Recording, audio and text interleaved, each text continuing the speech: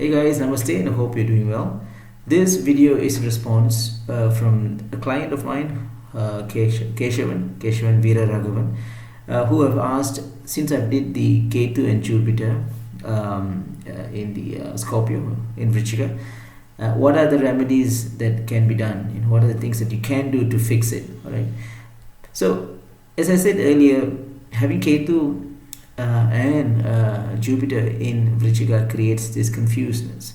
They'll be confused in what are the things that they should be doing actually, because one is spiritual in nature, the other one is religious. And coming together, these two malefic synergy creates more problems, because one tends to be confused on what exactly needs to be done, especially in a sign like Vritchika, which is, it's all about dynamism, it's all about connecting to the material world.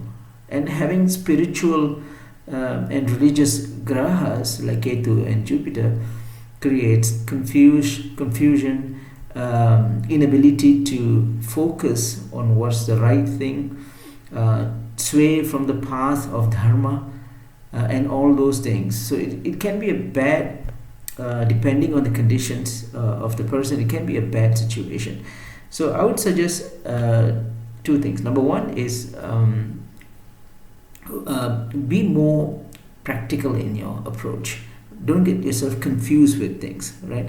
What I meant is, if you notice something that you don't understand, don't easily fall for the more easier version of the understanding. Go and do research, learn. Don't just those hearsays and whatever people are saying, just don't take that into account.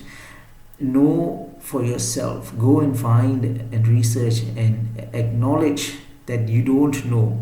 It's okay to say that you don't know, and then go on a journey, to learn what is that thing that you're missing.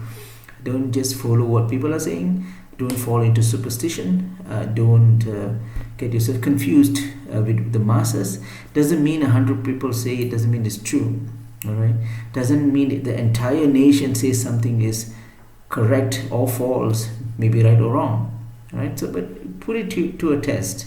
Just find it for yourself. That's the first thing. This is a more circular remedy. All right. I'll come to the more specific if you have faith in the Hinduism or the Vedantic ways, then I'll talk about it shortly. But for now, for a more circular, for more practical approach. So one thing is, just don't fall for knowledge which you don't understand. All right. And the second thing is, this combination of Jupiter and Ketu creates that one part is illusion, the other part is knowledge, which is same as the story of Lord Ganesha. He is a bit of both. He's one part illusion, one part knowledge. So his plan or his idea that he wants to impart to his devotees is to break Maya, illusion, through knowledge.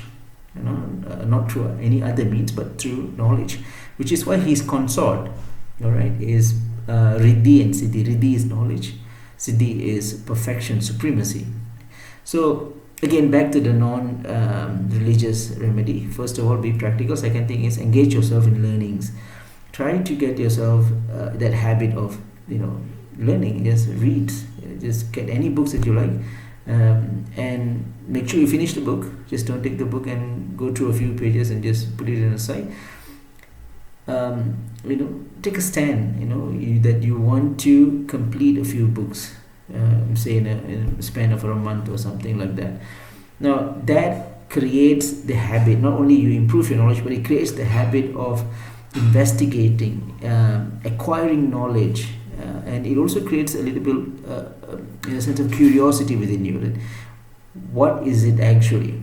That this is a very solid remedy. Okay, don't just fall for things, because the reason here that when I'm suggesting this remedy is because people who has this, they're always confused about things. Most of the time they take the wrong path, and then the thing about this Vritchika is, they would only realize when the problem is at the brim, right?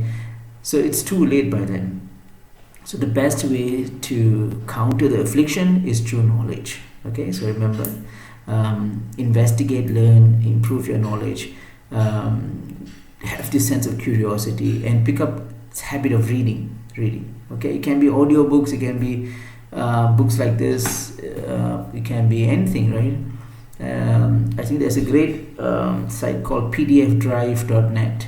It's a fantastic website. I enjoy downloading a lot of free PDF references there, or archives.org if you are more into serious scholarly references. Right, so remember, these are the things, right?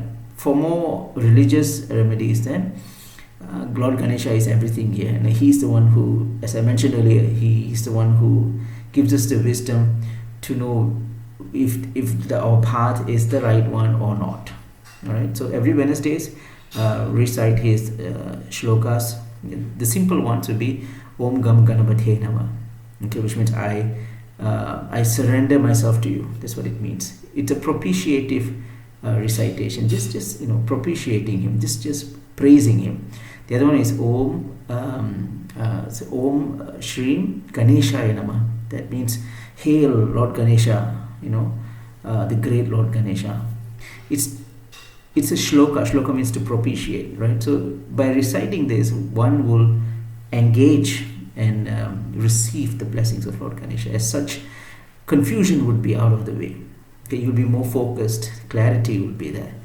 And of course, last but certainly not the least, is to recite the Dwadasanama Stotra of Lord Ganesha every Wednesdays without fail. Okay, this is a very powerful one. If possible, perform Vrata on Wednesdays as well. Vrata is basically not to engage with things which are materialistic. Right? Sacrifice things that you like on that particular day. Don't engage too much on social networking or movies or things that you really like.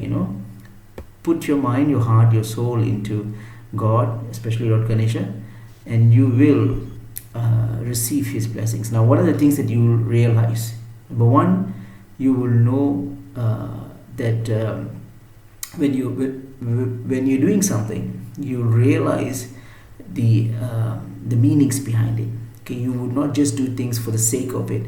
Most of the time, people who have this Jupiter Ketu in Vritchika, they just do things like that. They don't really inquire. The self-inquiry would not be there. So now, after the remedy, you'll notice that you'll start to inquire. You'll start to get into more focused in clarity on what exactly you're doing. Okay, you will tend to remove all the chaos out of your way, and you'll have more clarity and focus. So this is fantastic.